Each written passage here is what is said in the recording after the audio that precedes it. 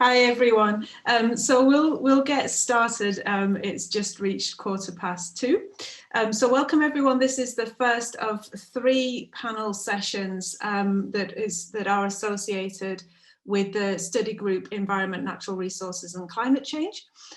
So Fiona's here for a second. She heads that group, but she's just going to say hi, and I guess that's it. She needs to disappear off, but she'll be with us tomorrow, I think. Yeah, and I'm sure you'll be fine. And there's lots of people here from the convening group, yeah. So thank you all for those who put this panel together, well, all 3 panels together. Yeah, thanks. So this is a study group that's linked to the Development Studies Association. We've had a few kind of meetings and sessions that have been held in Birmingham. We ran together with Sam Stadden, who's also here, a session on interdisciplinary research in environmental change about a year and a half, coming up to a year and a half ago now, I guess, in Edinburgh. So we're always interested in new members. So if you're in the room and you're interested in and working broadly environment, natural resources and climate change, do just put your email address in the chat, and I can save those and get those to Fiona later and get you added to the list if you want to be. Cool. So we've got three sessions that are broadly going to be discussing environmental justice, injustice, development paradigms and relationships, I guess, between them from different parts of the world. So thanks everybody. It's great to see also people here from the sessions that are running tomorrow and Thursday. So this is the first of the 3, one at 10 o'clock tomorrow morning and the third one at 10 o'clock on Thursday morning. Cool, so we'll get started then.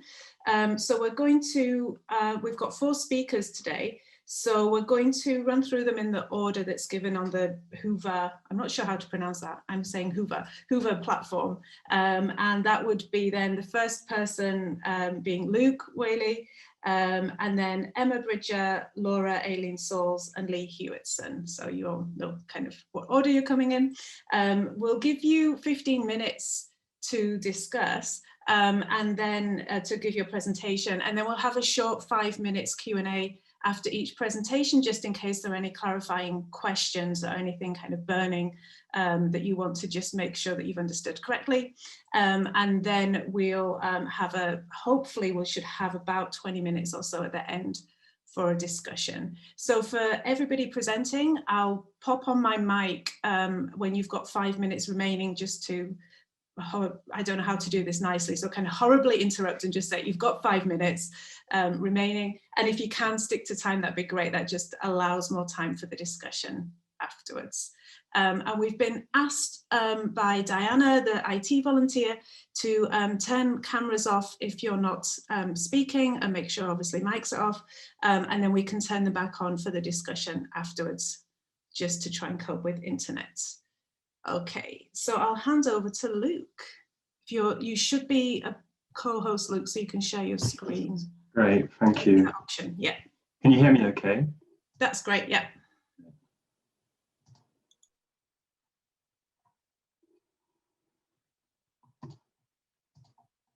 All right, thanks very much, Claire, and thanks to all those who have organised the panel today. So for those of you who don't know me, my name is Luke Whaley. I'm a research fellow in geography at Sheffield. And my presentation today is called The Ghost in the Anti-Politics Machine. And in it, I'd just like to explore the relationship between religion, environment, and development through some research I've been conducting in Eastern Uganda with 2 colleagues, Flavia Amayo, who's just taken up a PhD in Birmingham, and another colleague called Lillian Mbabazi, who's in the Department of Performing Arts and Film at Makerere. And my presentation is really predicated, and my research at the moment is predicated on an understanding of religion, that religion is fundamentally significant to many, if not most, of the dynamics that we're interested in when it comes to questions of environment and development. So here's a quote from Clifford Geertz, the anthropologist, who says, "To leave religion out, save for a symptom or index of underlying real dynamics, is not so much to stage the play without the prince, but without the plot." And there's been a long history of the relationship between religion and development. But since sort of the 1950s, with sort of modernization theory, there has been an assumption that religion and spirituality would give way to modern secular forms of what is often implicitly linear forms of development. Now, this assumption has been proven to be patently false. Religion and development go very much hand in hand. As Peter Berger, the sociologist of religion, has said, religion is as furiously alive today as it has ever been. And there has been a turn to religion in development studies research and in policy and practice over the last few decades. I still think that this sort of dualism between religion and secular development there's some baggage that has carried over into some of this work. And as a result, there's a tendency in both some research and certainly in policy and practice for a very instrumental approach towards religion, focusing on faith and religious leaders and the role of faith-based organizations and how they can be sort of taken up within mainstream forms of development without necessarily challenging the sort of underlying assumptions and beliefs of how development is done. Now, within development studies research, there's also a growing body of work which is far richer, far more interesting, which really engages with religion and development in terms of everyday realities. But one sort of tendency I've noticed here is it's quite siloed. So it tends to focus on a single religion, say Islam or Christianity, or on a single denomination, for example, on Catholicism or Pentecostalism. So I'm currently working on my fellowship project, which is called The Politics of Believing. And in it, I'm trying to sort of move beyond some of these more instrumental and siloed approaches to understanding the relationship between religion, development, and the environment. In particular, by taking a broad approach, looking at people's worldviews, so their sort of deeply held beliefs about the nature of life and reality, and how these shape access to land and water in eastern Uganda. And in the communities where I've been working, which tend to be very religious, religion has very much come to the fore in focusing on people's worldviews. And I'm approaching religion in three ways conceptually. First of all, in terms of motivation, so the way religion motivates people to behave in certain ways. Religion is explanation, so religion as explaining cause and effect events in the world for people, why things happen the way they do. And finally, I'm looking at religion in terms of it in the form of justification. So it's sort of more of a post-structuralist approach, looking at the rhetorical dimension of religion as a sort of discourse that people often draw upon in order to justify the way things are, or the way they behave, why they behave the way that they do. And on this project, Lillian, Flavia, and I are using a range of methods, many of them ethnographic, alongside year-long participant diary keeping, where we're working with people in 4 communities in eastern Uganda who've been keeping diaries for a whole year, tracking their sort of relationship to land and water and embedding these within their wider lives and livelihoods. And then we've also been working with these same diary keepers in a series of storytelling workshops where they've created and performed stories around land and water injustice that they face. Now, these have been turned into digital tools as well, digital stories. And the idea was to return to Uganda in July and use these as the basis for workshops and in public radio shows in Eastern Uganda as the basis of debates and discussions around these topics. Uganda's just recently gone into full lockdown, so I'm not sure what's going on there, to be honest. So that's my sort of project, and that's the approach I'm taking to religion in the context of the work I'm doing. I just very quickly like to focus on a couple of slides about the policy context in Uganda as it relates to the environment and development. And I think that in doing this, you have to look at the sort of broad mantra that's guiding the Ugandan government. And this is quite succinctly captured in their Uganda Vision 2040 document, where they say they'd like to see the country transformed from a peasant society to a modern, industrialized and urbanized society. And I think that when we understand or when we think about processes of development and the environment in Uganda, that overarching vision should be in the forefront of our thinking. And with that in mind, just very quickly looking at two policy narratives to do with land and wetlands in Uganda. For this presentation, I've had to sort of narrow down a bit in order to fit it into the time. But in terms of land, there's this very well-known sort of narrative of evolutionary land rights, where it's seen as sort of natural and desirable that customary forms of land tenureship will naturally evolve into private forms of ownership and tenureship. And in the context of wetlands, that the wetlands are natural environments that must be restored and protected. Now, wetlands cover around 14% of Uganda's land mass and are depended upon very substantially by many rural communities for farming and other income-generating activities. But now there's a huge drive to evict rural communities from these wetlands.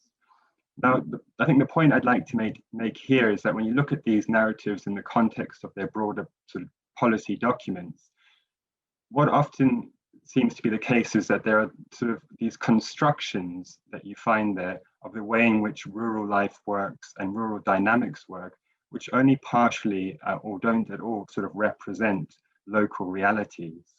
But what they do tend to do is increase the reach of the state and of economic actors in rural areas, not wholly dissimilar to James Ferguson's thesis on the Sutu in his book, The Anti-Politics Machine. And here's just a case in point. So this is the Sino-Ugandan Industrial Park, which is being constructed just outside Mbale city in eastern Uganda. It's being constructed by a private Chinese company in conjunction with the Ugandan government, but it's being constructed on a wetland. So no sort of natural environment conservation or preservation going on here. And the local communities who are dependent on this wetland have been evicted, many of them forcibly and many of them without compensation. And then there's this tweet by President Museveni from 2017, which sort of underpins this prerogative, where he wrote, "It's okay to talk of human rights and other rights, but growth of the economy should be the first right to emphasize." I'm having to sort of move these pictures of myself around the screen to read things. I hope you're all suffering from the same thing. So that's sort of my project, the approach I'm taking to religion, and that's in sort of the policy context around land and wetlands, and more broadly, the environment in Uganda. So now I'd just like to bring them together with two vignettes, which I'm trying to sort of here illustrate the way in which I'm approaching religion in terms of motivation, explanation, and justification. So the first illustration is around Pentecostalism and witchcraft, and it's in relation to land. And here I'm looking at religion in terms of motivation and explanation. And the title of this little illustration is called The Pentecostal Ethic and the Spirit of Development. It's not my title, it's taken from a chapter by Dana Freeman at LSE, but it's very much playing on Max Weber's famous book, The Protestant Ethic and the Spirit of Capitalism. And in that book, Weber argued that it was a sort of aesthetic Protestant ethic that motivated Protestants to behave in a certain way because of a sort of sense of religious calling in worldly affairs and in business, and through the doctrine of predestination that motivated aesthetic Protestants to behave in such a way that was fundamental to sort of the advent of early capitalism. And more recently, there's been a sort of growing body of scholarship that has looked at Pentecostalism across Africa and in some countries in Latin America, and have argued that a similar sort of ethic through a sort of Pentecostal way of life is emerging in terms of its relationship to capitalist forms of development. So I'd just like to highlight this sort of idea through one of the diary keepers on the project. We'll call him Michael. He's the chairperson of the local council in his village, so the lowest form of formal government in Uganda. He's also a Pentecostal pastor, and he's also a man, so sort of overlapping forms of authority there, of which religion is one. Now, Michael is a Bagwere, So the Bruguera tend to be polygamous. He was born into a polygamous family. He was the son of his father's fourth wife. And he had a very sort of a very difficult upbringing, and experienced quite a lot of hardship, not least from his older half-brothers. They shared the same father but had a different mother. And Michael, at the age of 12, converted. He became a born-again Christian. He became a Pentecostal. He was baptized in the Holy Spirit. And ever since then, his fortunes have tended to sort of transform. He sort of very much lives by the mantra of work hard, pray hard, and live a morally upright life. And there's a strong focus on his autonomy, on his work ethic. He only has one wife. He's not polygamous. And he's become a rather successful local entrepreneur. So not only is he sort of a pastor and a chairperson, he now owns many plots of land, dry land and wetland in and around the community. And he also owns a village shop. But what's really... To say 5 minutes. Cool, thank you. But what's really interesting here is four of his 5 older half-brothers who they share a lot of kind of conflict with. Michael says that they are witch doctors. And their predicament is far less good than his. So they don't own much land, they're not doing very well. And Michael explains this in terms of the fact that witchcraft and those powers are no longer as strong in the community because of the growing presence of God and of Pentecostalism.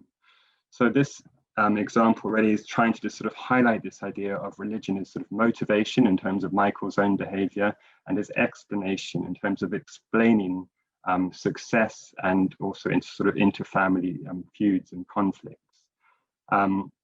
Here are just a couple of quotes from Michael's diary. So to sort of underline this point, so the older half-brothers allege that Michael is developmental, that he is ambitious and developing so fast compared to them.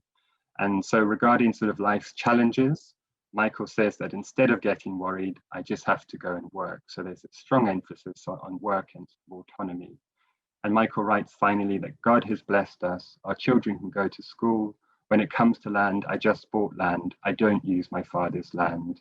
So here, as I said, is this sort of focus on sort of the role between religion, land, and development, in this case, through the story of Michael. And then this final illustration is about wetlands and a community who are sort of fundamentally dependent on a wetland which they are adjacent to. It's called a rockland, a wet place, because there's obviously the wetland, but above the community is a large rocky area where they're unable to farm. And the actual dry land they depend on is very fragmented and in very poor quality and buckling under the pressure of a growing population. So the wetland is incredibly important for these local people. They describe it as their bank account, but now they're aware that they're going to be evicted. And one diary keeper writes, if the government also wants to take over the wetland, then we are dead, since we have no jobs to make us earn monthly. If the wetland is taken over, then where shall we go? Where shall the poor people go?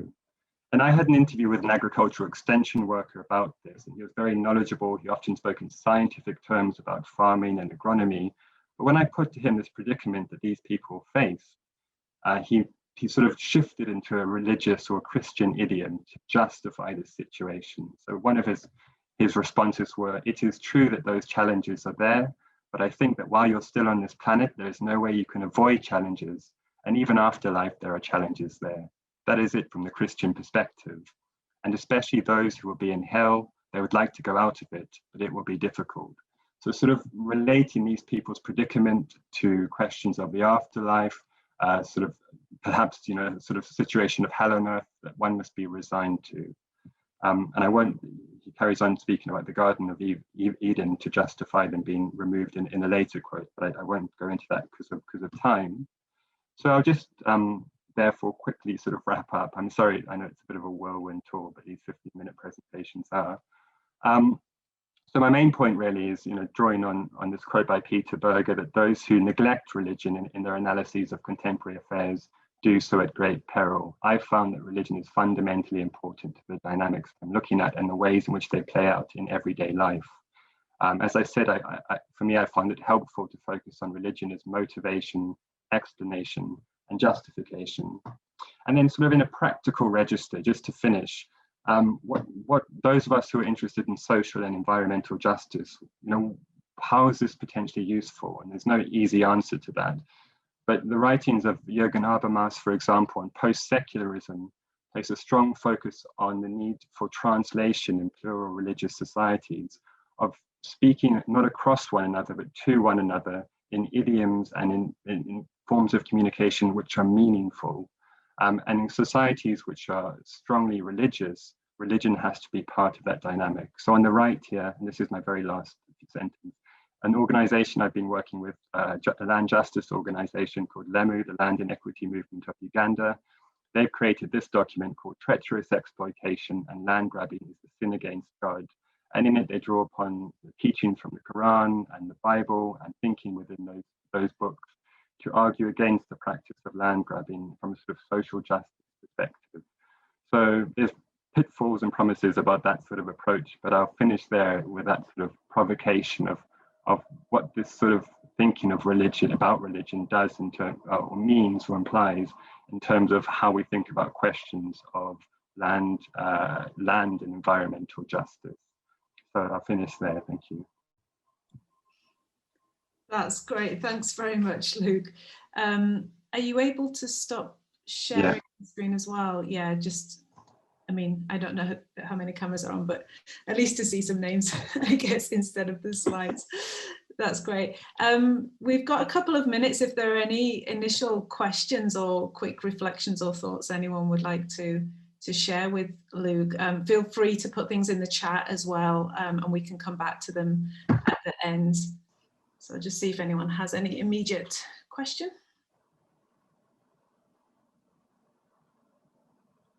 No, I don't think so. Great. So we can draw out some kind of broader thoughts and comparisons, hopefully towards the end when we've heard the other presentations as well.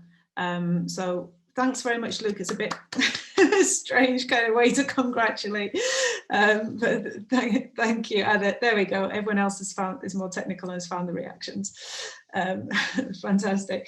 So maybe what we can do is we'll skip to Laura and just give Emma a chance to rejoin. Is that all right, Laura? Yeah, great. And we'll come back to Emma when she's hopefully able to get back with us. Are you okay to share your screen? Yep, I'm also going to run my own timer because I have a tendency to go over time. So let me share this. Actually, let me full screen it first.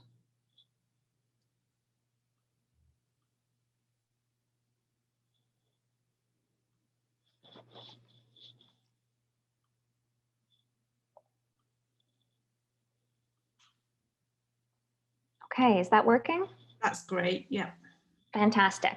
Well, then I'll just jump right in. Thank you so much for organizing this session. Or this multi-part panel, because I'm really excited to hear from a lot of the folks on it. Just to dive right in, I am going to be presenting on a paper that I've previously published, but that felt like it was very clearly part of the conversation that was laid out in the call for papers. And it's called Becoming Fundable, Converting Climate Justice Claims into Climate Finance in Mesoamerica's Forests. So as a little bit of background, I kind of contextualized the work that I was doing on climate finance and development in the context of a program called Reducing Emissions from Deforestation and Forest Degradation, plus some other bits and pieces around sustainable forest management and conservation. And this is an idea, REDD+, that, just in case you're not familiar with it, is an idea that emerged in kind of the early 2000s, saying perhaps if we can focus on forests as important carbon sinks, we can mitigate climate change in a way that, at least its early promoters said, would be big, quick, and cheap compared to the more kind of long transition energy systems transitions that were under conversation at the UN climate change meetings. And so this idea of REDD+ entered into official kind of climate negotiations in about 2007. And unfortunately for its promoters, REDD+ was not technically or politically ever going to be big, cheap, and quick. And so the technical and political implications of this proposal proved anything but those things. So a major element of the challenge came from the fact that Indigenous peoples and local communities are significantly co-located with the forests that were primarily targeted for these REDD+ programs. So the folks who live in and depend on and care for the forest saw this REDD+ program as an emerging green grab, and this kind of new imposition of market-based conservation into lands that had been targeted previously. So in the years kind of post mid-2000, REDD+ became a really important organizing issue for Indigenous peoples, and ranging from positions of just outright refusal to engage, this is an imposition, to kind of cautiously optimistic ideas around maybe this is an opportunity, but nothing about us without us. So in this context, and this is a research project that I really started in about 2015, in this context, the questions that emerge for me are, what concepts of justice do Indigenous and peoples and forest-based communities use in international advocacy around climate finance? And in this context, I'm focusing on a group called the Mesoamerican Alliance of Peoples and Forests, or AMPB, so I'll refer to them that way a lot. And this is 10 Indigenous and non-Indigenous organized forest groups across 6 countries in Mexico and Central America. And so I'm specifically seeking to examine how these different groups are examining and articulating concepts of justice in this international climate finance space. And recognizing that for Indigenous peoples in this region, climate finance and development finance are both kind of practically and theoretically very much linked. And so with this first question, I'm trying to explore the ways that communities themselves are articulating concepts of justice, following Klinsky's calls to think about justice as experienced and understood from the base.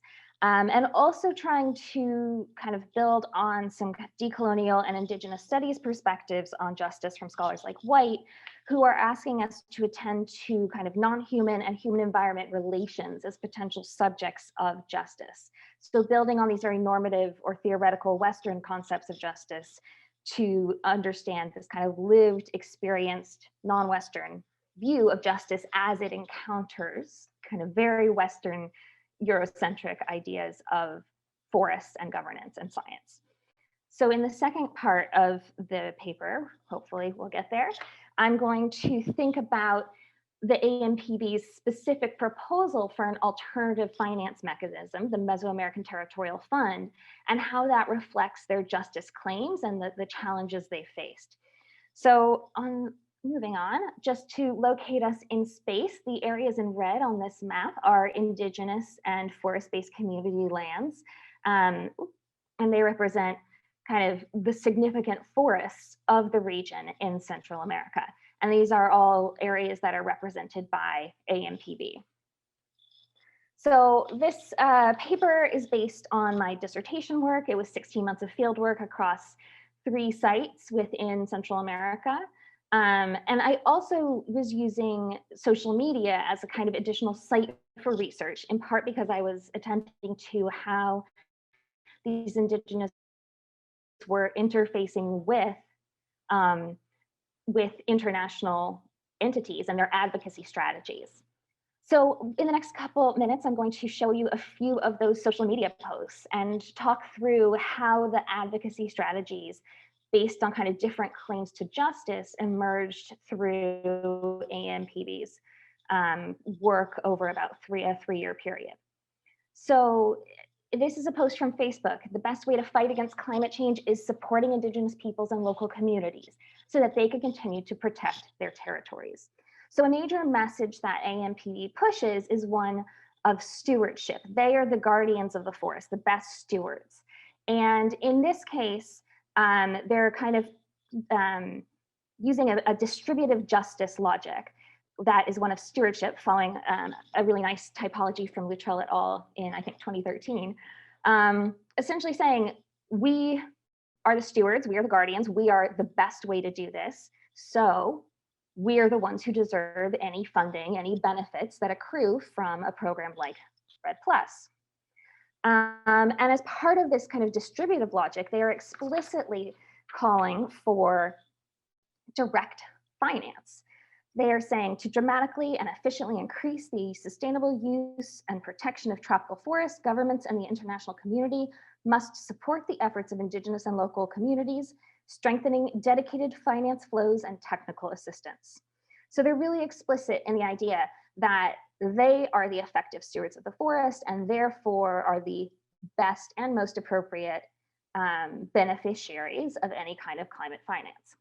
So this is a pretty kind of straightforward justice claim that fits very well into longer histories of how do we distribute finance in the climate space.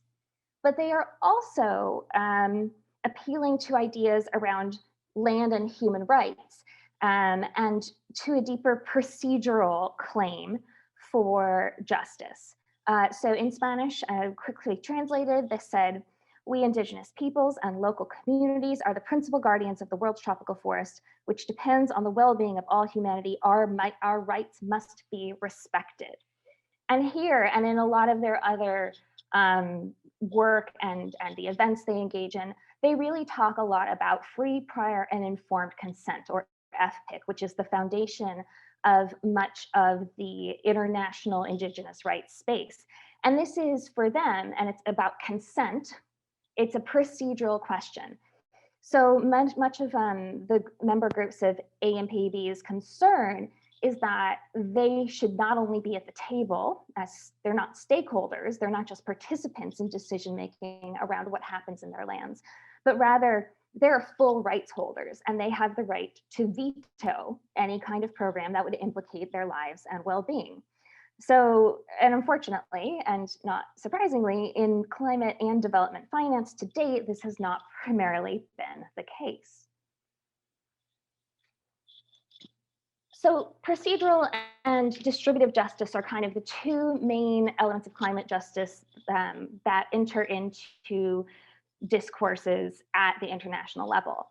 But another kind of less typically addressed element of AMPB's claims to justice relate to the idea of historical or transitional justice, the idea that there are past violations and injustices that are should be the basis for some kind of compensation for marginalized or persecuted groups. And in this particular post, AMPB is arguing that since the date of Columbus's arrival on the shores of Hispaniola, they have been actively defending forests and their right to life, and that there is an ongoing set of violations against tropical forests and the people who live in and defend them, and that on this particular justification, they should be entitled to some kind of compensation. So there's a suggestion of an accumulating debt for the sacrifices that these people have made. And it builds on this more distributive and procedural, the more conventionally discussed distributive and procedural justice claims towards more of a reparative justice framework. So moving on to the proposal of the Mesoamerican Territorial Fund, in this call for direct finance and finance that is procedurally just, as in it fits with the needs and expectations and conventions of Indigenous and local communities, the leadership of the AMPB started to suggest that they needed to create their own kind of translocal fund that would funnel climate funds directly to Indigenous communities. And while there are groups within AMPB who are 5 minutes, sorry, Claire, yeah. There are groups within AMPB who are highly skeptical of Red Plus. There's a general pragmatism about the idea that if they are going to have trouble rejecting national efforts to start these kind of forest programs, that it would be better for them to be proactive and set up systems where they have some kind of veto power and have rights to direct those funds towards community needs. So this is from a side event at the 2017 Conference of Parties of the UN Climate Convention. And in this event, they made a broad appeal to bilateral, multilateral, and philanthropic donors that they should support these communities and fund them to help them set up an actual fund. And I could go into the details, and I'm happy to answer questions about this proposal. But I think the more important element here was that what the discussions with donors revealed was that the system of international donor funding is an arena ripe for further injustices, which is probably not going to surprise most people. So on the one hand, these are both quotations from the same Indigenous leader at different points in time. And he was arguing that in Costa Rica, there's a great system for the National Payment for Ecosystem Services funds for Indigenous peoples, where the money comes from the government to the Indigenous community, and they have their kind of process that is very clear to everybody about how that money would be used. But once the funding enters the community, it is managed by the community, and there's no kind of external accountability beyond saying, yes, we use the money for this. They don't have to meet external standards for what the money is used for, because they're going to follow their own internal decision-making process, in this case, an assembly, to use the money in a way that best represents the people who are actively engaged in protecting the forests. But on the other hand, there is, and that the reason that this type of system is preferable is because this leader also recognizes that bureaucracy kills communities and peoples. Essentially, the imposition of external standards for what and how money should be used ultimately undermines the relations between people within a community and their socio-ecological relations. And reflecting on a larger meeting that we had with a group of Indigenous leaders from across the Americas, one of the Brazilian territorial leaders said, the requirements for a small grant may be the same as for a major infrastructure project that may actively contribute to deforestation. Numeric monitoring, reporting, and evaluation criteria may not fully capture the results of a project. And so there are bureaucratic impositions that essentially undermine the relations within a community that allow for these types of the type of progress that needs to be made for human rights within those communities. And so there's this idea that the pursuit of funding might thwart the very basis for these groups being effective guardians of the forest. And very practically, if another leader from AMPB said, if we don't have the necessary institutionality to secure transparency and efficiency, the funds will not enter. So very quickly, the practical process of exploring a territorial fund brought to bear that the challenges are ultimately deeply about justice. The demand that Indigenous groups reconstitute themselves in ways that make them externally legible might actually pervert their internal legitimacy and accountability and their own ideas of what justice looks like. So especially given conflictual relations between state and Indigenous groups in some areas, these kinds of financing opportunities might be not quite that. So I will leave it there. You can check out the article, and I'm very happy to answer any questions. So thank you. That's great. Thanks, Laura. Oh, everything's jumping around on my screen. I'm trying to find the clap thing. There we go. That was great. That was another very clear presentation. I'll just see if there's any immediate questions for Laura based on that presentation. It means everything's very clear.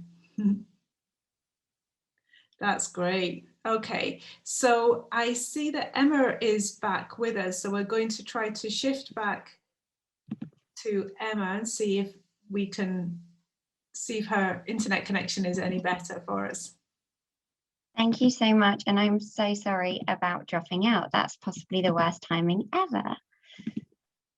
So thanks again for taking the time to be here. So the paper I'm going to share with you today looks at the struggle of Lumad indigenous communities in Mindanao, the southernmost island in what we now know as the Philippines. The term Lumad was adopted in 1986 by 18 ethno-linguistic indigenous groups from Mindanao and the Cagayan region to reflect their common struggle against centuries of exploitation and marginalization. Lumad are a highly heterogeneous group, but are unified in their relationship with their ancestral lands and with nature, holding collective living practices that lead to understandings of success and development foreign to the busy metropolitan cities of the archipelago. This paper begins by tracing the history of capitalist anthropocentric understandings of development in the Philippines, from Spanish colonization to American imperialism. It demonstrates how these colonial powers laid the groundwork for the present-day colonial matrix of power, controlled by the Philippines elite. This then allows us to shine a light on the roots of the present government's prioritization of short-term financial gain over Lumad land and life, that results in the forced removal of Lumad communities from their ancestral lands, the bombing and burning of their schools, and the arrest and murders of their leaders. Now, these military tactics are not a fight against terrorism, as the government argue. They're a way of installing terror in indigenous communities and ecological rights defenders to reduce resistance and make way for capitalist exploitation. So Spanish contact with the Philippines Islands began in 1521, and in 1565, the archipelago was officially claimed in the name of the Spanish king. Upon arrival in Mindanao, the Spanish identified two indigenous groups: Muslims, whom they labeled as Moros, and those with animistic beliefs, whom they labeled as natives. And these are the ancestors of those who now collectively identify as Lumad. The Spanish largely ignored Mindanao due to pressing concerns elsewhere. So the few colonial agents present became dependent, at least to some degree, on Lumad communities, a situation that many Lumad leaders were able to use to bolster their negotiating power. However, there's no denying that engagement with these few Spanish missionaries and military did significantly reorganize Lumad life. It was through encounters with missionaries and fighting alongside Spanish military that Lumad began to understand European worldviews and ways of life, that loyalty to Spain was fostered, and that Lumad life was systematically reorganized and moved from coastal areas to the interior mountains. The Spanish also introduced racist tribute systems, claimed Christian superiority, discredited Lumad spiritual leaders and traditional forms of worship. They viewed natives who converted to Christianity and supported their mission as in need of civilization or education, whilst labeling those who actively resisted Spanish rule as barbaric and in need of defeat. The underlying message: the European way of life is superior and something to which supposedly inferior Lumads must assimilate. And if anyone's interested in this particular history, I highly recommend this book by Filipino anthropologist Una Paredes. Oops, skip back one. So the American colonial period lasted from 1901 to 1935. Whilst a relatively short period, this time involved more massacres, murders, torture, and displacement of Filipino people than the 300 years of Spanish rule. American developers quickly amassed large lands in the north of the Philippines.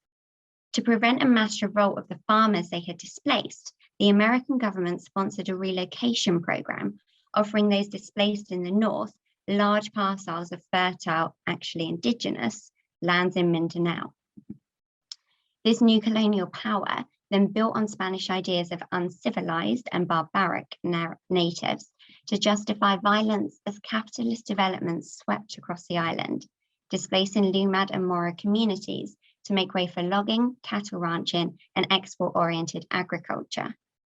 It is from this violence and displacement that the Filipino elite in Mindanao were born, and from which many have subsequently launched their political careers. And if anyone's interested in this part of the history, I highly recommend this book by Filipino sociologist Arnold Alamon. So whilst American rule officially ended in 1935, today, driven by a seemingly insatiable desire for profit and power, the global and Filipino elite interact in a colonial matrix of power that continues to steal from and oppress Lumad communities. The racist part of this matrix reinforces ideas of Indigenous people as less than human, with public narratives, including school textbooks, maintaining colonial ideas of Lumad as backwards and uncivilized. At the same time, the anthropocentric separation of people and planet has made land only worth what can be gained in international markets.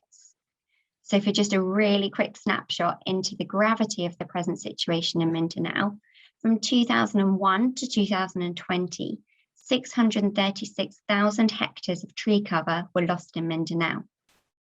The latest plans for dams in the Pantaran mountain range will flood around 2,833 hectares of Indigenous lands, affecting approximately 30,000 people. Whilst up-to-date data is limited, mainly due to the COVID-19 pandemic, we know that in 2019 alone, the government approved at least 3 mining tenements covering 17,000 hectares of land in the Pantaran region. Now, for the government, this is development, and the environment is a profitable resource to be exploited for economic gain, a stance supported by the World Bank, who were one of the major actors influencing the highly criticised Filipino Mining Act of 1995. For the government, mining companies bring jobs, with which families can pay for food, healthcare, and education for their children. For Lumad communities, however, land is life. There is no separation of people and planet. Human well-being and planetary flourishing are inseparable, and development means living in harmony with the land and the energy and the spirits that live within it, not destroying the land so that Lumad families can be employed and pay for the food and healthcare services that the lands once provided. So the forced removal of Lumad communities from their ancestral lands now takes place in 2 main ways. The first is through free, prior, and informed consent agreements that Lumad communities are either threatened or tricked into signing. As one Lumad student noted, if we look back at the history, the tendency is that they let Lumad sign documents without knowing what's inside it.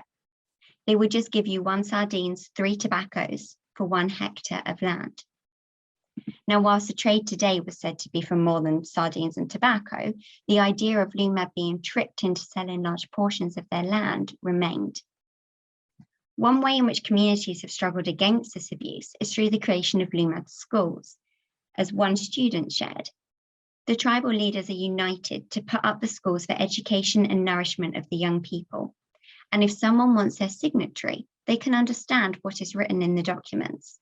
So they will not be tricked and cheated by the capitalists and landlords and land grabbers and things like that.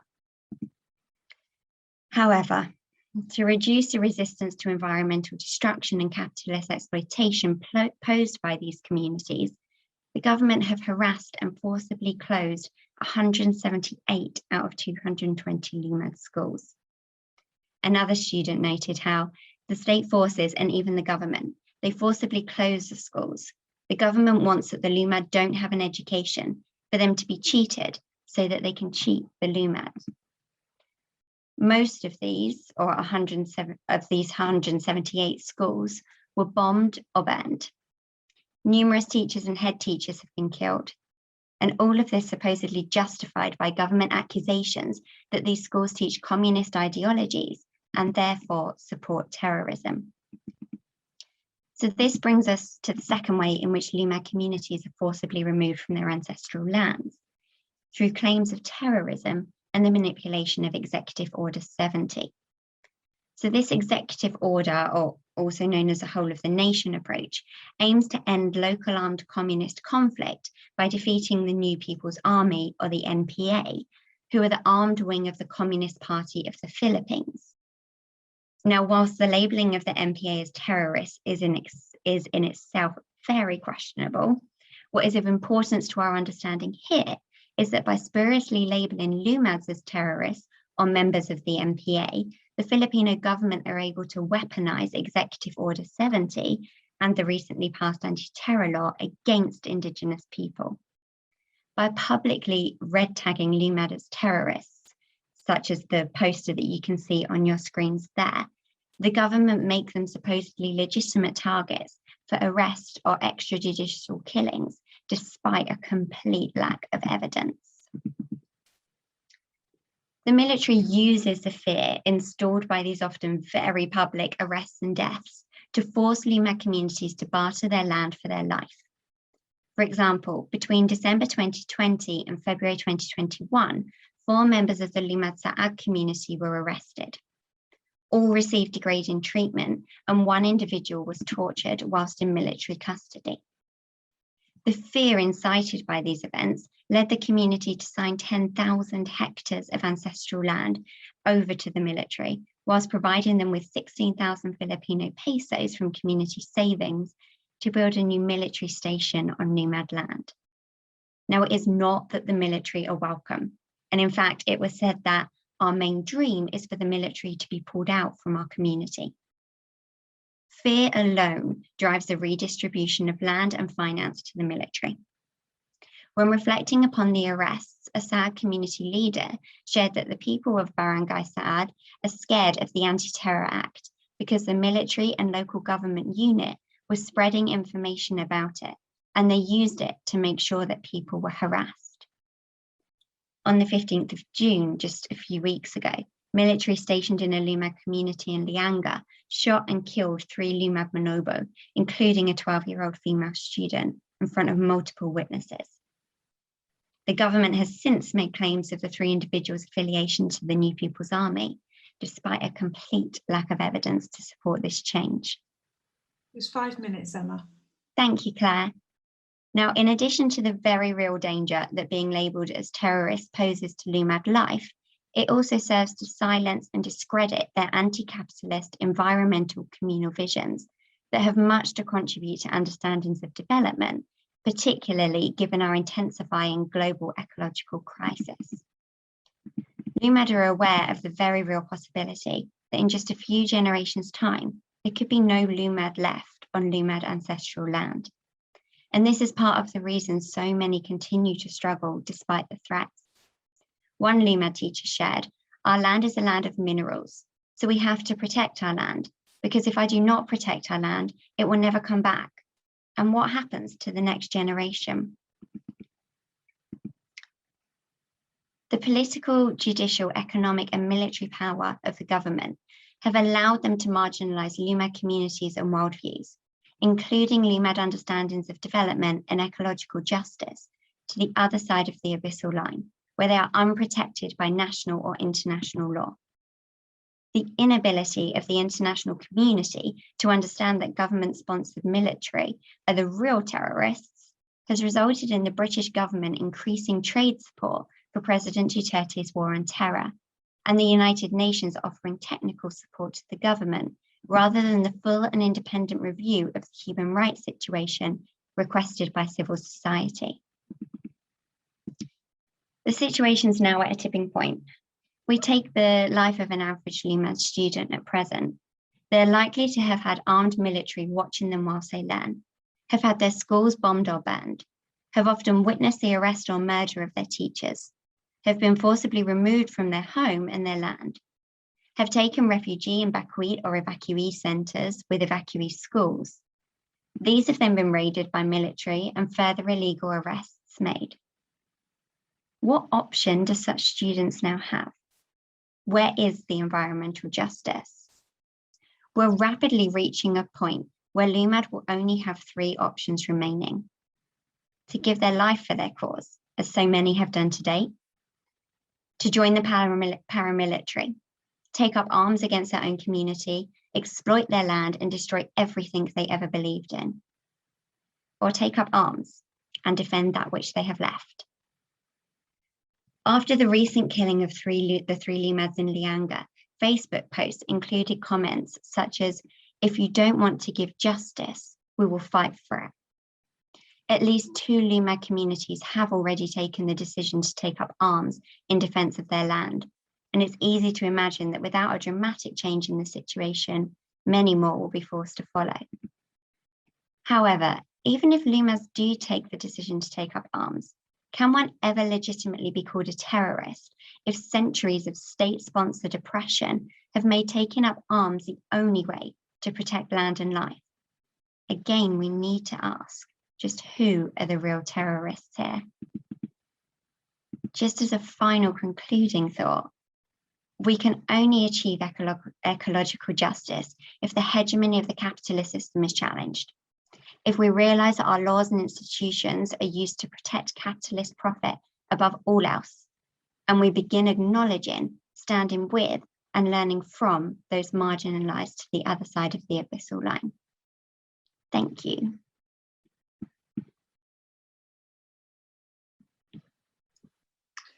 That's great. Thanks very much, Emma. That was a really powerful presentation and gave a very good sense of some of the really complex issues.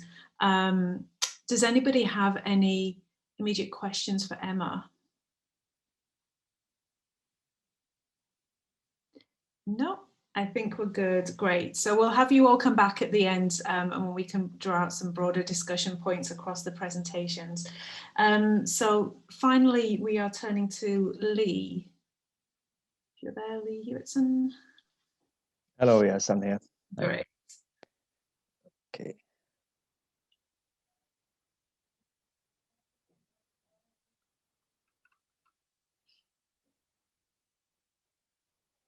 Are you able to share your screen, Lee? Oh yeah, it's coming. Okay, yeah, sorry. No, that's fine. Don't worry at all. Yeah, we can see it and you're in presentation mode. Perfect. Okay, thanks everyone.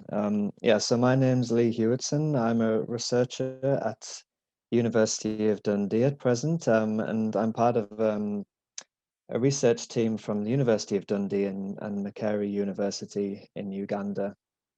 So we're in the middle of this project, so I'd just like to present some kind of thoughts, the kind of progress we're making with this project, and obviously get your feedback on it at the end.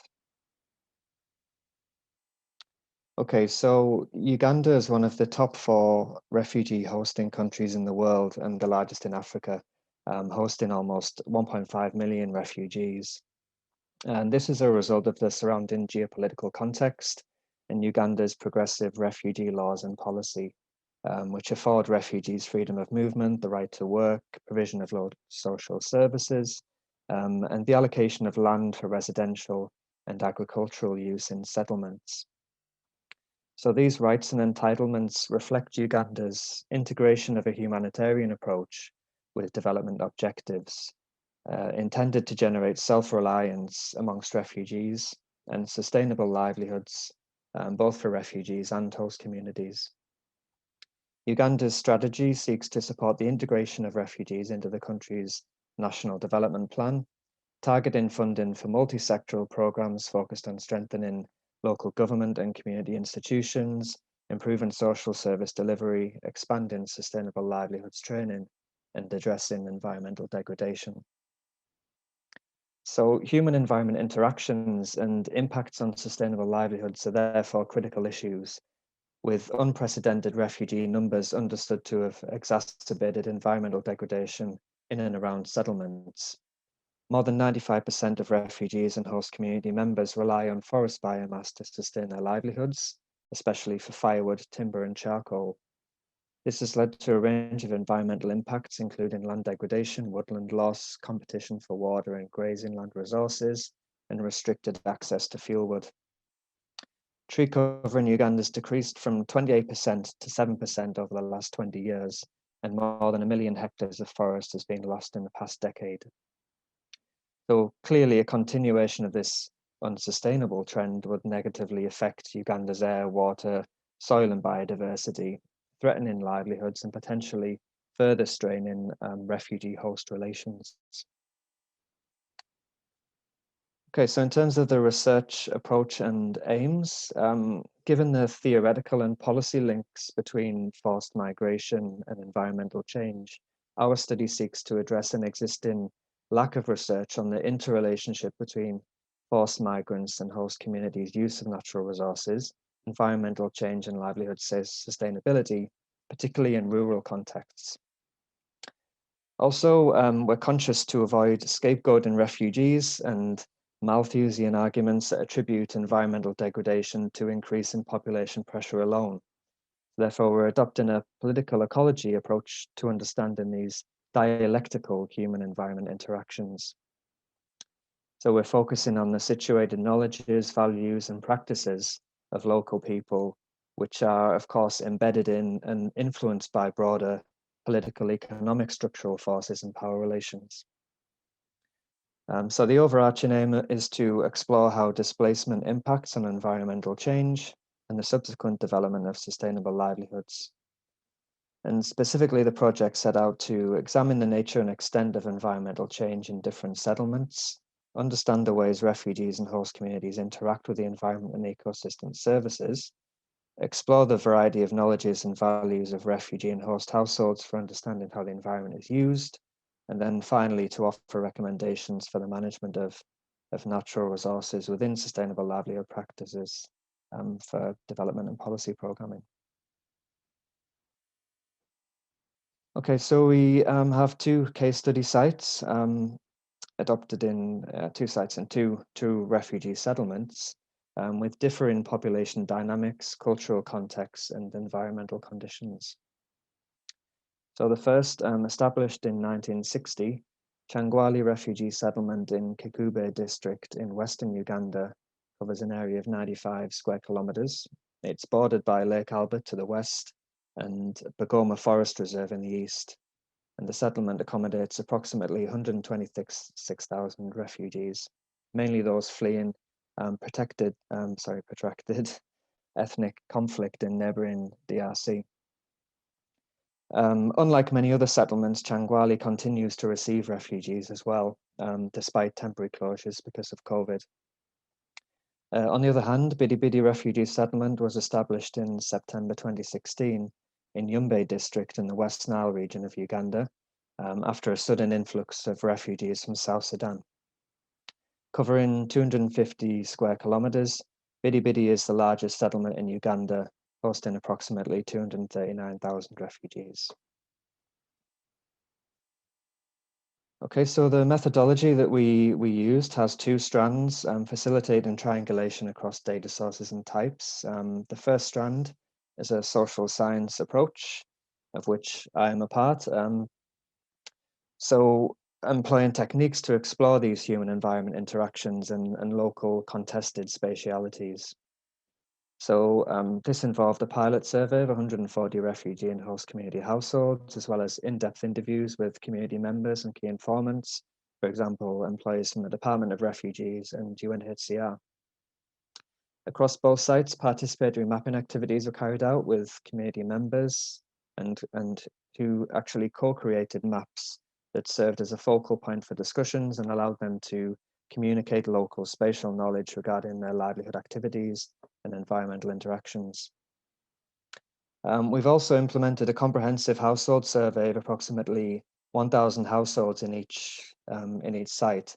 We've completed that in Bidi Bidi, but we haven't been able to get to Changwali yet because of COVID restrictions. And the second strand of the project involves remote sensing approach, so employing satellite technology to determine the scale of habitat change and landscape fragmentation over the last 40 years. Okay, so in terms of environmental change and the results that we have up to now, as I say, we're still working on all of this. Remotely sensed data in Changwali indicates the extent of tree cover in Bogoma Forest is decreased by 7.5% between 2015 and 2021, with increased fragmentation and a reduction in the mean size of remaining patches by 50%.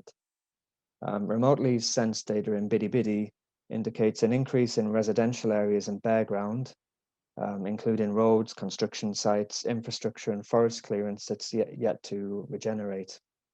And this has caused landscape fragmentation again, and a 50% reduction in tree cover between 2015 and 2021. So at both sites, these environmental changes are, of course, partly driven by population pressure and natural resource-based livelihoods, particularly household demand for fuel wood and timber.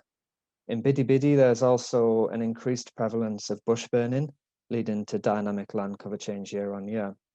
But this environmental change is also driven by wider political economic factors beyond the immediate subsistence requirements of local communities. So, for example, commercial timber production for markets in the capital, Kampala, also drives deforestation of both sites. Timber dealers from outside the area negotiate with local leaders to undertake illegal logging, and locals and refugees are both employed to fell species of high economic value, such as African mahogany. Charcoal production is also carried out at both sites, particularly during the dry season, and is often a livelihood response to climate-related farming challenges.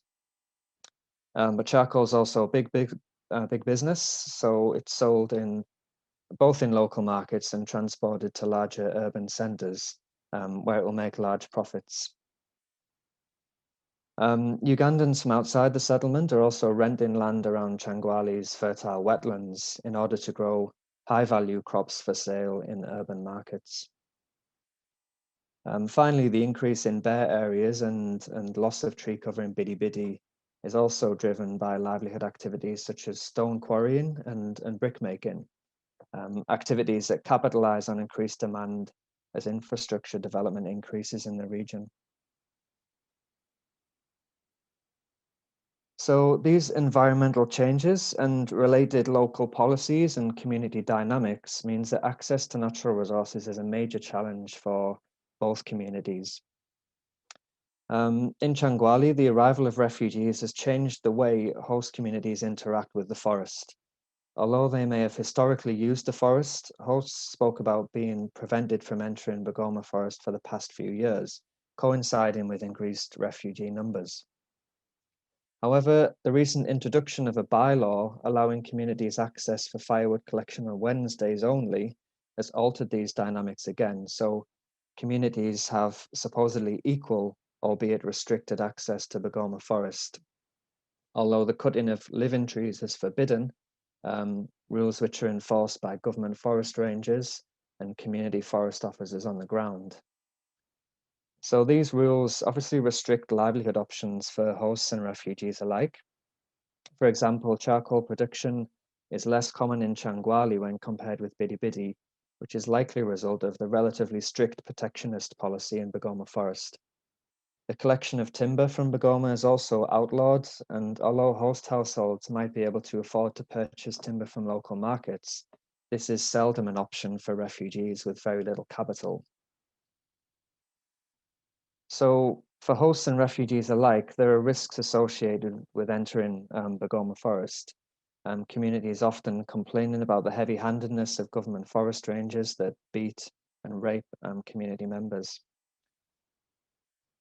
So as it's traditionally their role in the household to collect firewood, women have been particularly affected by this increased violence and conflict.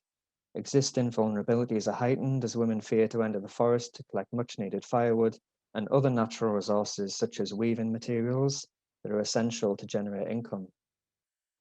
This violence threatens lives and livelihoods, exacerbating existing emotional trauma amongst refugees that have fled conflict and war.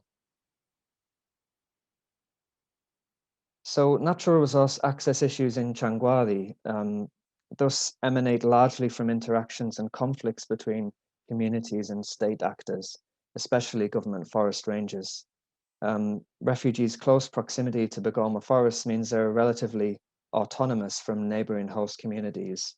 However, the social dynamics in Bidi Bidi are very different, refugees being more dependent on host community legitimization and interaction for access to natural resources, resulting in increased community competition and conflict. So after exhausting forest resources around their own villages, refugees in Bidi Bidi now have to venture into host community areas to access trees. Refugees are... Sorry. 5 minutes. Yeah, okay.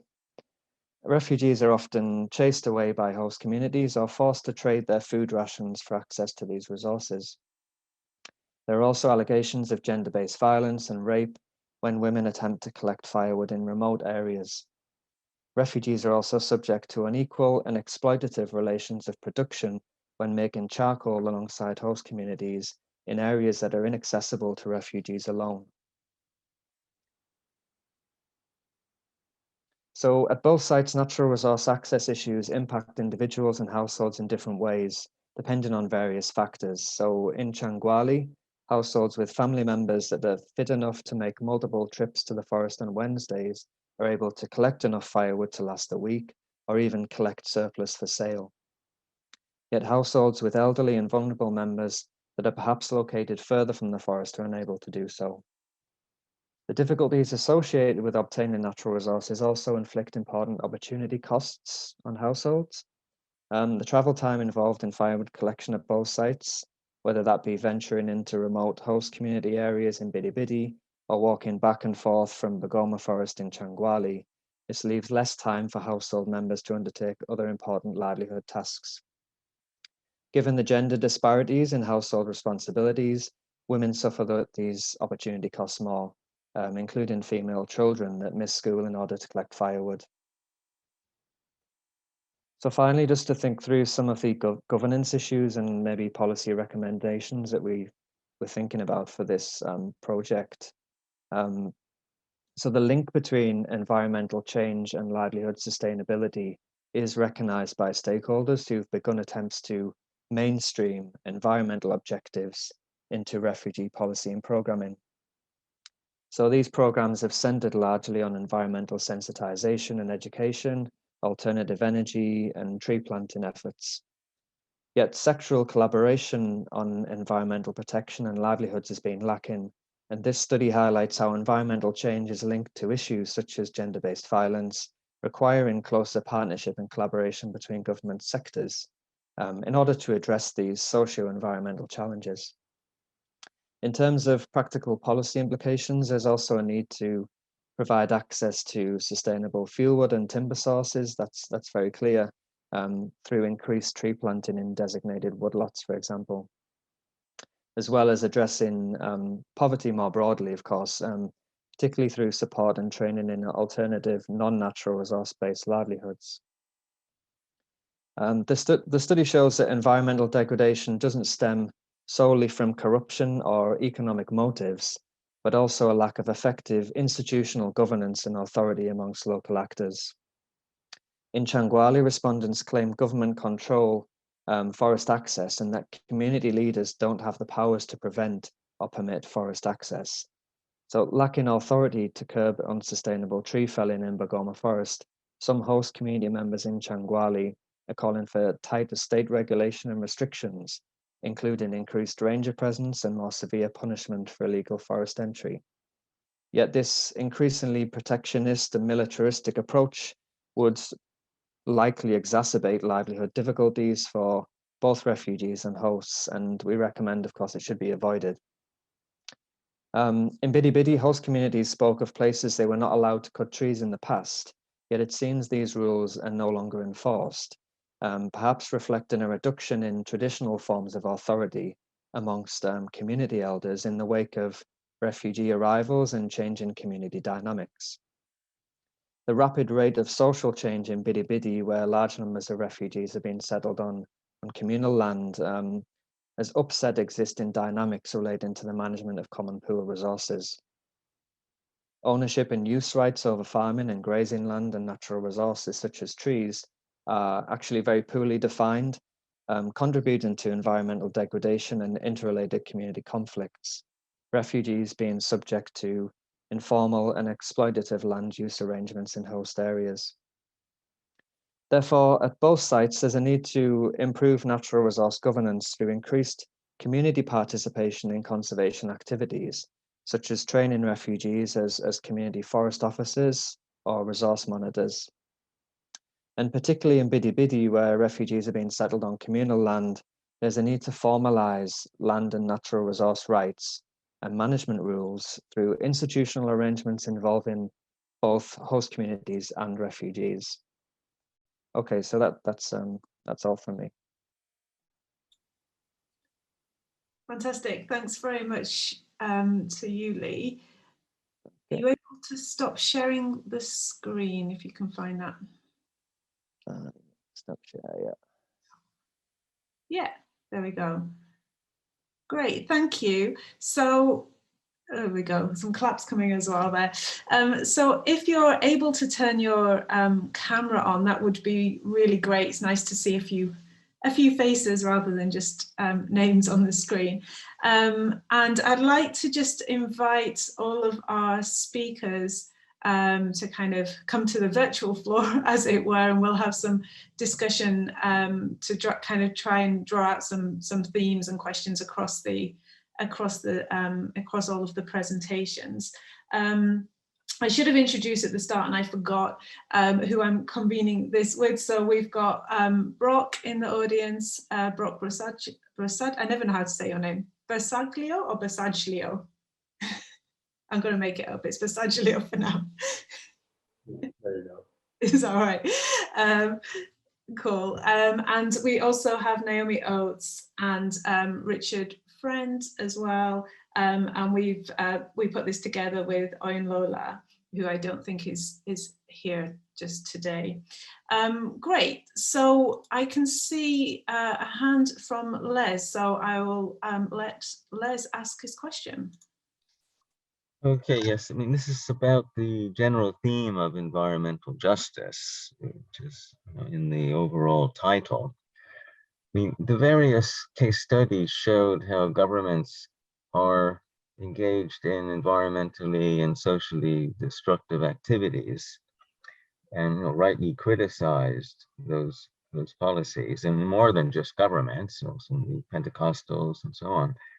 But I think from a grassroots perspective, we should be focusing on how concepts such as environmental justice help to create a coherent collective resistance. That would be a useful role that social science researchers could play, relative to showing how governments are wrong. I'm not sure, well, that's worth doing, but that's only an entry point into trying to be useful and to draw perhaps wider lessons across case studies about how concepts such as environmental justice, play that role in social coherence, solidarity, strategies, and so on.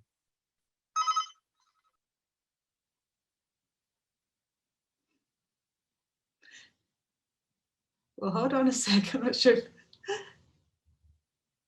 Okay, I think we're good. So questions around whether we can think of environmental justice concepts in a way that maybe, if I paraphrase Les, you can correct me, but kind of pushes for any alternative or changes to the development paradigms that we're interested in, rather than purely being used as a way to expose environmental injustices being done to people. Yes, but even more so, how or whether such concepts, there may be other concepts, help people themselves to create a social coherence, collective resistance, which then enlivens the concept. And then it becomes something more than just an academic category. Thank you. Who would like to have a go at this big question? Luke, do you want to go first? Yeah, and others just jump in. It's interesting just to compare across. Yeah, sure. Thanks, Les, for that question. I think our presentations had some parallels, but also some differences. So I'll just come at it from my perspective. I think on this question of coherence in relation to the sort of the thrust of my presentation, it's really around what does it mean to build coherence, and then therefore what is meaningful for people. And so in the context of the work I've been doing, what I've really found is that a lot of attempts to sort of communicate environmental justice issues or advocacy work, I think it can often fall on deaf ears depending on who you're speaking to, because it's not relevant necessarily to the people your messaging is trying to reach. And so for example, in the context of looking at religion, and the slide I finished on was looking at the work of the Land Inequity Movement in Uganda, who are a land justice organization. You know, they're actively trying to build that idea of local coherence around ideas of what is land grabbing in terms of a justice issue. But then how do you communicate that to those people who are, for example, you know, grabbing land in a community, or who are external economic actors who are looking to consolidate land by buying it from those living within communities? And they very much are working some of their strategies to work through the idiom of a sort of religious messaging. And I think that's really interesting, because it really unsettles this idea of some forms of sort of environmental justice work that I think rightfully would struggle to grapple with that approach, because it very much then the question is, well, who's even sort of legitimately allowed to say that, you know, to speak in those terms. For example, I don't see myself as somebody, as an academic outside of those contexts, as being someone involved in that process. So I think building coherence needs to be done through sort of forms of communication which are inherently meaningful to people. And I think sometimes messaging doesn't work in that way. But just then quickly going back to your sort of broader point about the state, I couldn't quite work that out, but I think there is still a very strong role for people to be critiquing state sort of behavior, and, you know, and from a sort of critical social science perspective. I see that, you know, pointing out those injustices, examining power relations and capitalist relations, I see that as very much the role of academics. But then who speaks, who's, you know, advocating for change, I think needs to be done oftentimes by people and organizations relevant or embedded in those contexts in which you're speaking. So that would be my sort of take on the question. Thanks, Luke. Laura would like to respond next.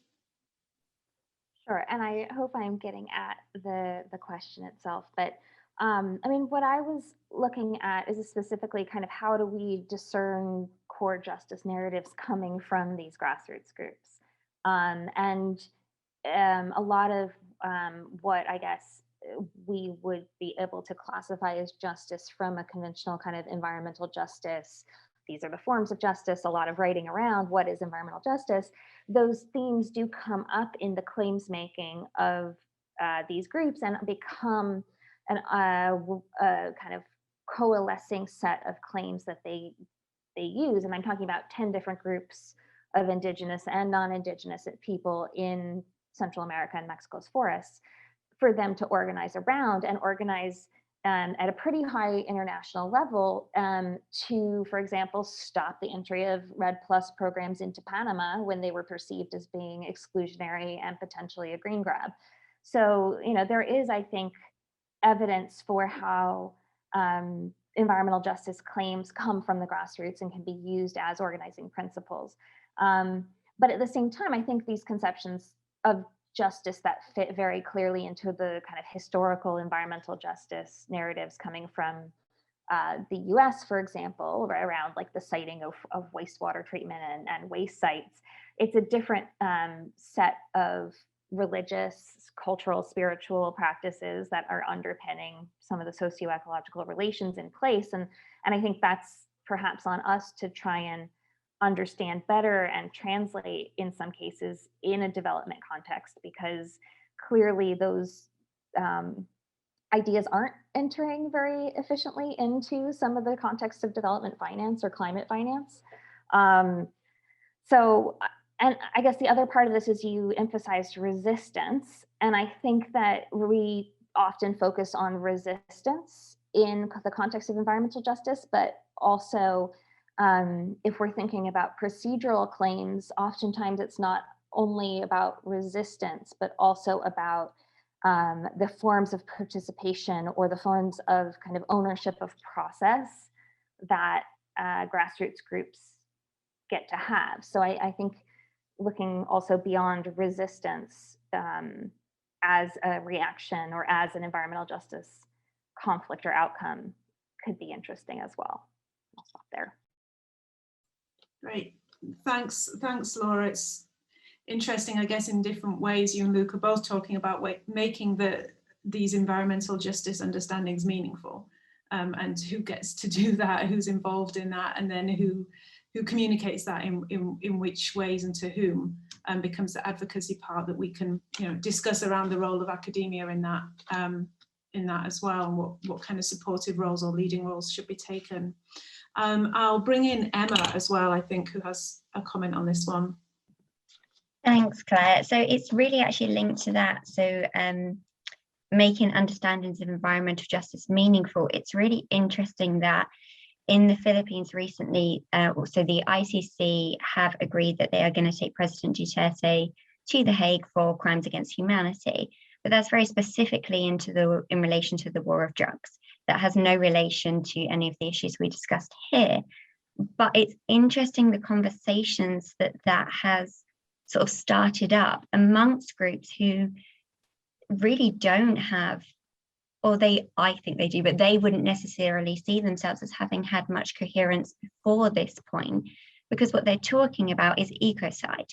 And, you know, the creation of it, there was a group of lawyers who came together and they're looking at the ICC being able to make crime against nature, you know, one of the things that they can persecute for.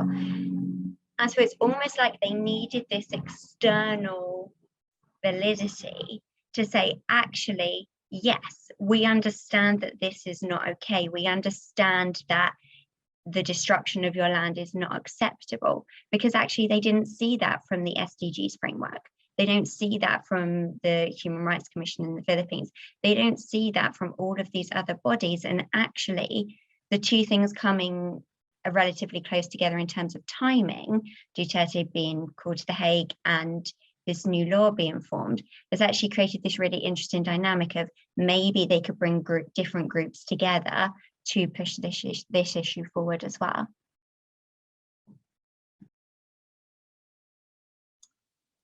Great, thanks, Emma. Les, does that give you food for thought, or do you want to come back with any follow-up questions or comments on that? Yeah, well, I gave the example of environmental justice because it's in the title of the stream, but there may be other concepts more specific to localities that could play a similar function of helping to mobilize, clarify forms of, well, resistance in the broad sense of,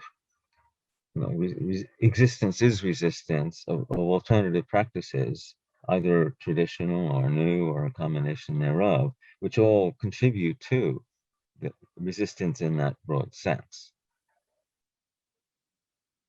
Yeah, does anyone else from the audience as well want to come in with kind of alternative terms to environmental justice, which might be more meaningful in thinking about resistance to development paradigms in environmental discussions? Is that something we all need to think a little bit more on, the value of the term environmental justice in these discussions? Luke, do you want to go? Yeah, and then Naomi. Yeah. Sorry, Naomi, you can go first if you have something to say. I was just filling space. Okay, maybe you'll be able to bounce off what I'm saying. I'm not sure. I mean, I'm trying to frame this in question, but I'm struggling. So maybe I'll just kind of say what I've been thinking, and then maybe that will resonate with speakers or not. But I guess instead of justice, I was also thinking more in terms of values and meanings and relationships, social and with the environment. And I guess it's not, what is interesting, it came out in several of the presentations, was this kind of, not necessarily tension, but also dialogue and hybridity between those kind of religious, indigenous or marginalized values, those things that are kind of excluded from the dominant development discourse. And then the kind of, then what is included in development discourse around modernity and capitalism. And kind of, it's interesting how the two are being both consciously and unconsciously brought together, partly for these communities to have legitimacy externally, but then how that then also brings into question their local legitimacy And I just thought that was quite an interesting dynamic, that kind of dialogue between those two things, and how they then kind of become hybridized in people's practices, in terms of these sorts of institutions that people are setting up. Those were just my thoughts, and I was struggling to put those into a question. I'm not sure if that has anything to do with what you were going to say, Luke, but over to you.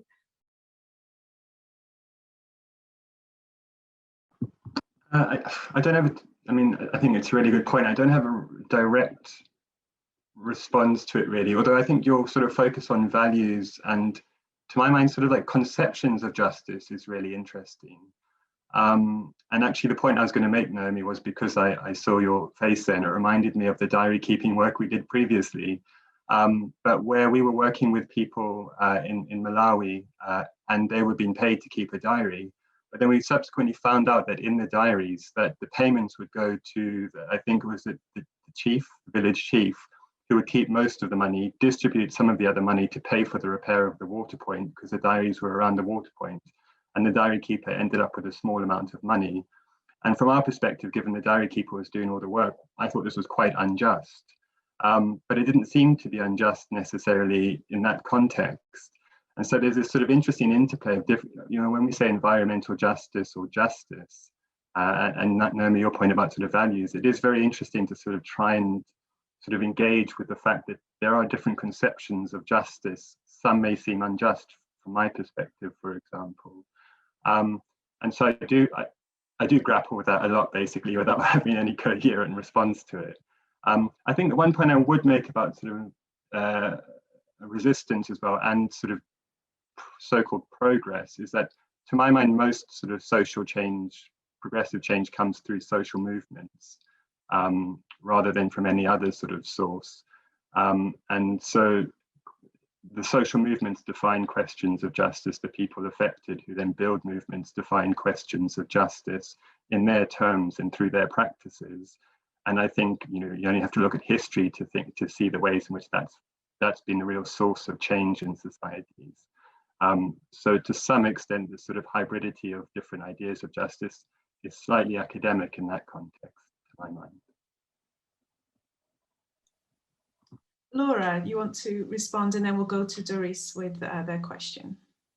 Sure. This was just making me think. So in the paper that I gave a very brief snapshot of, I look using a kind of empirical justice framework to try and think through kind of who are, from the point of view of the groups I'm working with, legitimate subjects of and criteria for environmental justice or subject.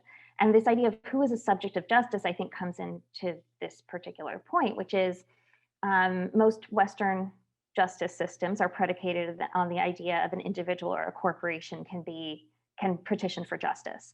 And the types or the legitimate subjects of justice who some of these social movements are promoting are communal or collective or hybridized collections. And I think that point that Luke brought up about, you know, the distribution of those funds is a really interesting one in terms of what is a just is how individual sees themselves as part of a collective or not, and also the worldviews or cosmovisions of kind of the individual vis-a-vis their environment. So understanding a justice perspective requires, in some ways, starting from that grassroots understanding of how the world works and how the meaning is assigned to it. And I think that example, Luke, is a really helpful one for thinking, because it was this redistribution in the service of a larger communal need. And is that then a more just outcome than paying someone for labor? So just an idea there. Great, thanks very much, Laura. I think we can all think a lot from our various contexts where we work about which forms of justice might make sense to different people and the different perspectives on it, and how they often come into conflict with each other within an environmental justice framing. Doris. Hi, thanks, Claire.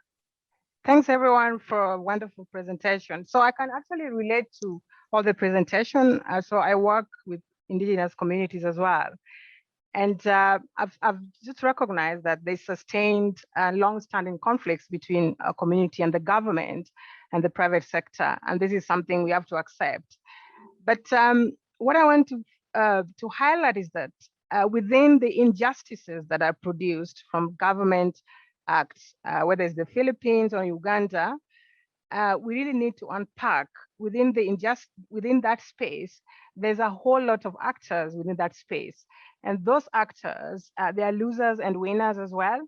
And what I would have liked from the presentation would have been the perspective of the government and the private sector,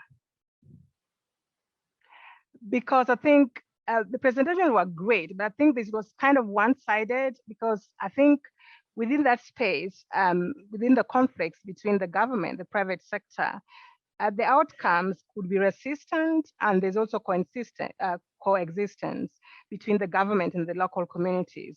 And within the coexistence space, there's cooperation. And in Kenya and East Africa, where I've done much of my work, there's a lot of collaboration and partnerships now between the government, the local community. And I would have liked to hear some of the perspective and governance structures that are in place, community forest associations, like in Kenya, in Tanzania. There's all these all sorts of action within the community. And I think that is something that is missing, to try to understand the justices, because you find that even within these communities, for example, in Turkana, where the mining and the government, there's always conflicts between the community and the government. They are the gatekeepers, the local communities, the local leaders actually benefit so much because they cannot access the government, the private sector. To be honest with you, they cannot access the community, those mining sites, without the consent from the local leaders. So here we find that there's injustices and justices. So justice to who, injustices to who, because they're losers and winners within that space. And I think that is something we need to understand and unpack, because the one-sided debate on communities are the victims, I think doesn't apply anymore for me from my experience. There are people who are actually benefiting more within the local communities, especially the leaders, as I say.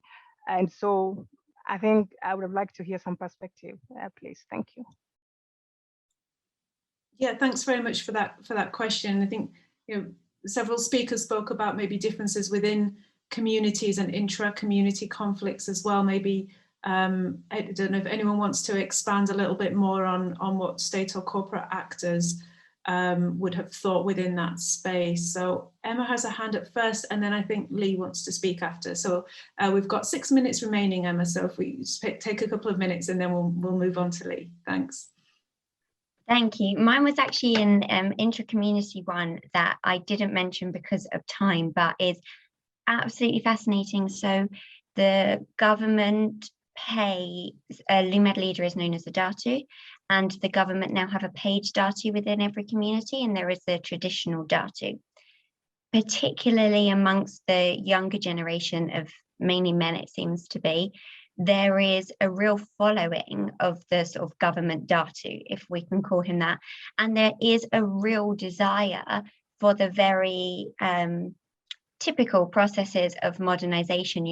They want motorbikes, they want interaction with the sort of closest city and town. And actually the split that then creates within the communities themselves then feeds into these narratives of, well, obviously this group of LUMAD are behind this idea.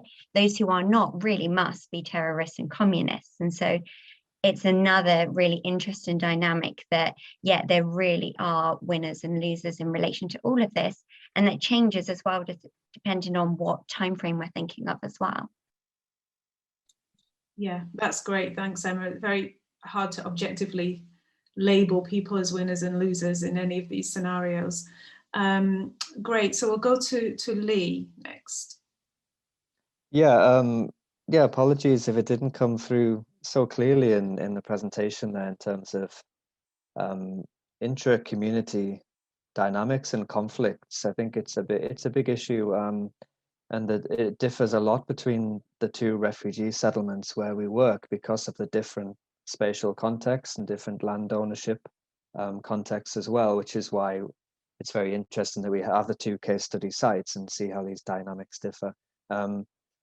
I think particularly we saw these issues in Bidi Bidi because of the close proximity between refugees and host communities being settled on. Essentially, they have, so government agrees with the existing host community to settle refugees there, but it's not state land like it is in Changwali. So you have these conflicts over resources, and of course, on a local level, the host community very much benefits from refugee presence in terms of a cheap labor source. It allows them to spend less time on their farm. They have refugees employed on their farms for very little money, and they can go and undertake other income generating activities, involve themselves in some of these commercial drivers of degradation, such as large scale charcoal production and things like this, and commercial logging. So yeah, the dynamics on the community level are very interesting, and there's certainly I wouldn't say perhaps winners compared to the overarching kind of capitalists and large organizations that truly benefit from these kind of activities and degradation, but there's certainly levels of different levels of winners and losers, yeah, on a community level. Thanks, Lee. I think one thing I was just reflecting on as you were speaking, I guess it's maybe easier in a qualitative or kind of ethnographic research. We tend to focus on speaking directly, potentially with communities and community members, but we're still, I guess, from the presentations, bringing in other perspectives through other sources. So it's not about ignoring the state maybe necessarily, as using different data sources to try and understand them, such as Luke was also bringing in Twitter and policy documents, that we try to bring in those other views. But for sure, breaking up these categories is essential if we're going to understand the messiness of environmental justice situations.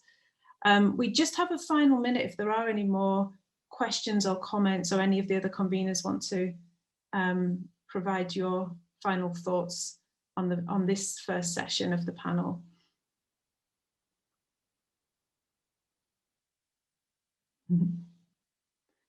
I popped mine in the chat, which is just, I think, the differential outcomes of free, prior, and informed consent, and whether it's a tool for justice or oppression, is a potentially fruitful one to unpack a bit further, and like what actual mechanisms are leading it to be an organizing principle for justice-centered campaigns in Central America, but also a tool for land grabbing in the Philippines. Yeah, that's great. Thanks. I don't know if that's just different contexts or different. I mean, the whole free, prior, and informed consent fits within a particular development discourse anyway, doesn't it? In terms of the leeway in the room that it is still limiting and scoping out for people to respond in a particular way, without it necessarily being the kind of bottom-up initiatives and discourses that you were discussing in your presentation. So it's a more tangible, interesting tool to think about how it gets used in different ways at different times, even within the same countries, let alone across the different geographies that you and Emma were talking about. Great, thanks everyone. We've reached 4 o'clock, so I'll bring it to a close, because I know these long days on Zoom aren't the best for anyone. Just to flag again that we've got a session tomorrow morning at 10 o'clock with 3 more presenters, and then Thursday as well at 10 o'clock for the final of the sessions for this panel. Thanks everyone. Special thanks to all the speakers. And the technology kind of worked, right? We're quite lucky. one dropout is not too bad for the whole session. Thanks. Enjoy the rest of the day and the evening and the rest of the conference if I don't see you. Take care.